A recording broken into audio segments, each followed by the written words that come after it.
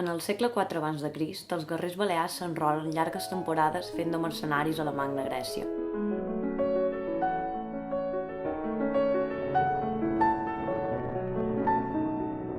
D'aquests viatges en tornen amb unes figures de bronze que representen Mart, el déu grec de la guerra. Una vegada introduïdes en la societat talaiòtica, aquestes figures perden el contingut que els hi era propi en el context grec i són dotades pels foners d'una mística enterament pròpia.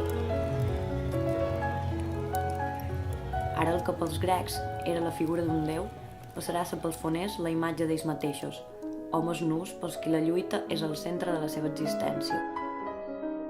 Aquí rau la bellesa dels mars baleàricos, els quals veneren la fertilitat i el gran poder de sobreviure dels nostres avantpassats, i al cap i a la fi són un mirall cap a nosaltres per poder recordar-nos de quan encara érem natura.